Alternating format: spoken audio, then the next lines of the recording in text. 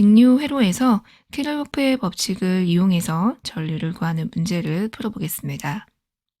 보통 이 그림의 회로처럼 기전력이 2개 이상인 경우에 키르호프 법칙을 많이 활용하는데요. 이 문제 역시 키르호프 법칙을 이용해서 전류를 계산해 보려고 합니다. 먼저 첫 번째 법칙을 이용해서 문제를 풀기 위해서 분기점을 찾아봐야겠죠.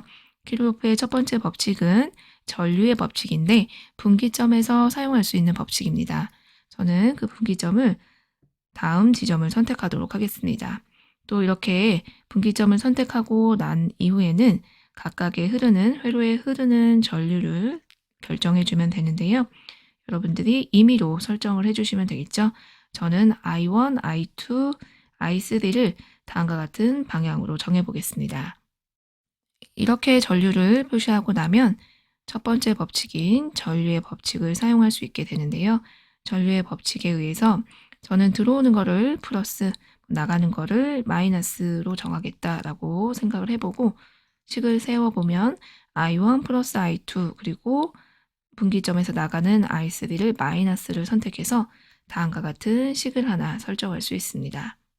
그 다음엔 키르호프의 이 법칙, 전압 법칙을 사용해 볼 수 있겠는데요. 전압 법칙을 쓰기 위해서는 폐회로가 필요하죠. 이 문제 같은 경우에는 2개의 폐회로가 필요한데요. 첫 번째는 위쪽에 있는 이렇게 다음 그림처럼 돌아가는 회로를 선택해 보려고 하고요. 이 회로를 두 번째 폐회로라고 두도록 하겠습니다. 그 다음에 아래쪽에 세 번째 수식을 만들기 위한 폐회로가 필요한데요. 다음과 같은 이 회로에 대해서 전압 법칙을 써보도록 하겠습니다.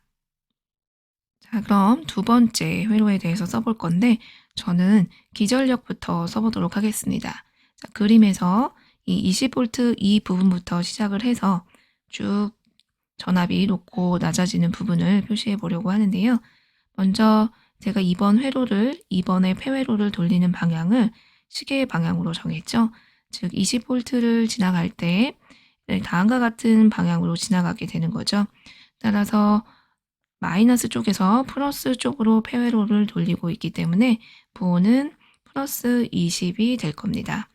자, 그 다음에 30ohm의 저항을 지나가야 되는데요. 이 30ohm의 저항에는 어떤 전류가 흐르고 있느냐면 바로 I1이라는 전류가 흐르고 있습니다. 회로에서 이 부분은 전부 I1의 전류가 흐르는 부분이죠. 그 분기점을 만나기 전까지는 모두 같은 전류가 흘러야 하기 때문에 30ohm의 저항에 I1의 전류가 흐르고 있습니다. 전류의 방향과 내가 돌리는 폐회로의 방향이 서로 같은 방향이므로 부호는 마이너스를 선택할 수 있을 거고 그 다음에 V는 IR이라는 ohm의 법칙을 쓸 거니까 I1 곱하기 30ohm이 되겠습니다. 그걸 30I1이라고 표현하면 되겠네요. 그 다음에 할 것은 이제 5ohm짜리 저항을 지나가는 거죠. 자, 5ohm의 저항을 지나갈 때는 폐회로의 방향은 왼쪽 방향이고 전류는 I2라는 전류가 흐르는데 오른쪽 방향이네요.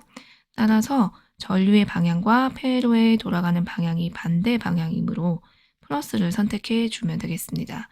따라서 5I2 이렇게 될 거고 마지막으로 10V의 기전력이 있죠.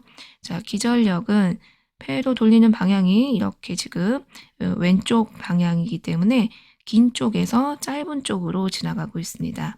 긴 쪽에서 짧은 쪽으로 지나갈 때는 부호를 마이너스를 선택해야 되죠.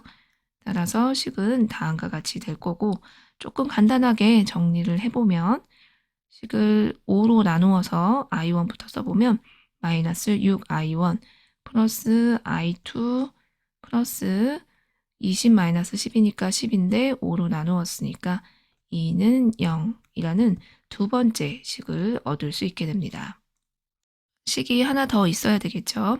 I1, I2, I3 모르는 게 3개이기 때문에 식이 하나 더 필요할 거고 3번 수식을 찾기 위해서 그림에 표현된 세 번째 폐회로를 이렇게 돌려보도록 하겠습니다. 자, 먼저 전지부터 시작을 할 거고요. 자, 10V짜리 전지는 이렇게 짧은 쪽에서 긴 쪽으로 제가 지나가게 되죠.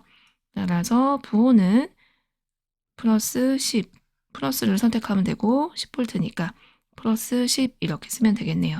자, 그 다음에 5ohm짜리 저항이 있죠.